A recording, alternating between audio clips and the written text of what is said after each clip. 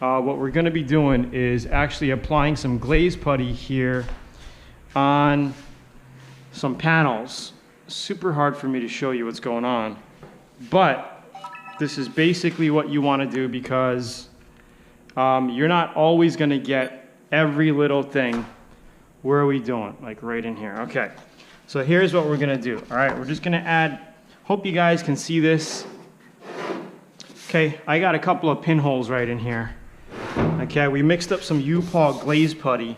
And what you want to do is basically put it on like this. Okay. And then you want to go the other way as well to fill it. Because sometimes you got the holes. You don't want to just go one way. You got to go both ways. All right. So you not only fill it,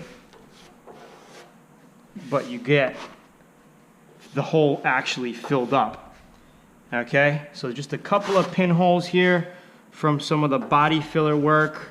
Not really scratches.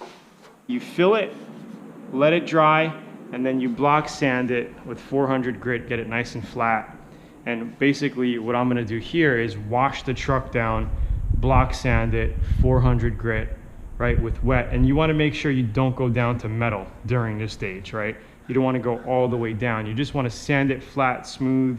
So you're going to have to try to figure it out, you know, put 2% of your hardener, basically drops. You're going to be putting in drops as opposed to this. So, like I said, when doing glaze putty, it's the final step of the process, right? We're just going to dump some on here. I have a trick for you. When using these spreaders, you want to make sure they're really, really clean. Okay, so I get my nail and I just clean it off really well. And then what I like to do is use my jeans of my pants. I'm not wearing jeans right now, but I go like this, right? And then I kind of clean the tip off. It shaves off the old plastic, right? And it makes it very nice and smooth. So that's what I like to do with all of the squeegees when doing body filler or glaze putty like this. Let's go ahead and put 2% of this. Okay, we're going to use this to fill pinholes and everything in between. Sand scratches, if there's any. Our filler primer pretty much filled a lot, but we're just going to go over it with this, just in the deep areas, so when we water sand, we know we're completely flat and we got everything covered. This is the final step when doing body work. Okay, your little glaze, we're going to go around the truck now and apply this on the bed, everywhere else. Okay? So, okay.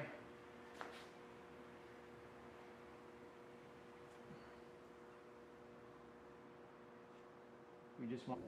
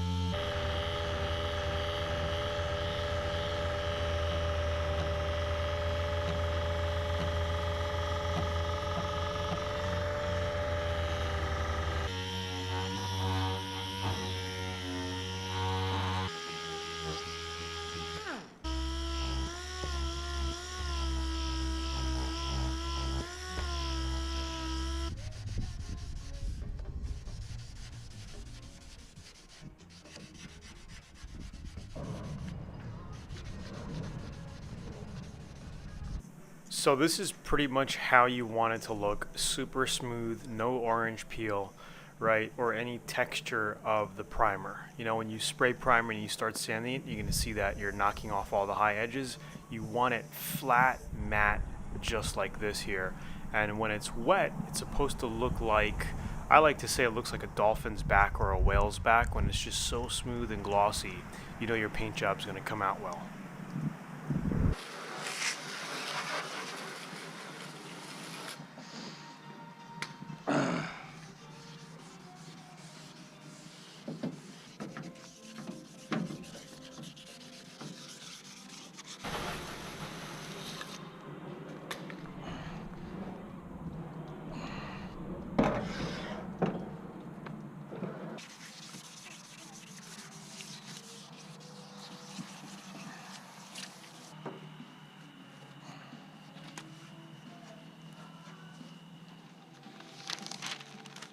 So the reason why I say use a good quality tape is because if you use the cheaper tapes, sometimes you're going to have issues with the tape glue sticking to the body panels, and that can be a big pain in the neck.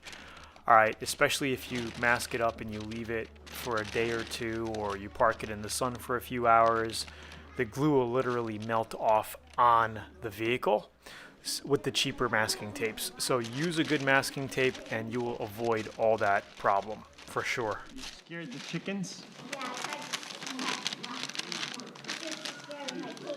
Okay, sometimes it's good to have small kids because they can be on the other side here. And then they can help you push the tape like this.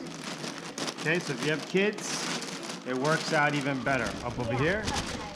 Okay, we are in the home stretch. We masked up inside the doors, the inside glass section, because we're painting the rail there by the door. And just pretty much getting it finalized and masked up. Now the next steps are going to be simply using a wax and grease remover to just wipe the car clean, tack it down, and then you're ready for paint. So in the next video, we're going to go ahead and wax and grease it down. A lot of people ask me, can I use something else besides wax and grease remover like Windex or something else, reducer? I say no, get some wax and grease remover. It's cheap. You can buy them in the aerosol cans. Use the good stuff, all right?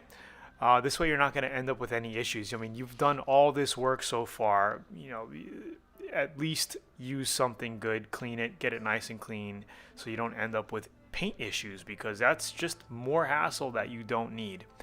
All right, so use a good wax and grease remover, tack it down really well, and then close up your shop, wet the floor if you don't have a spray booth like me here, and the job will come out nice, and we're about to show you that in just a bit. So thanks for watching. I'll see you in the next video. Bye.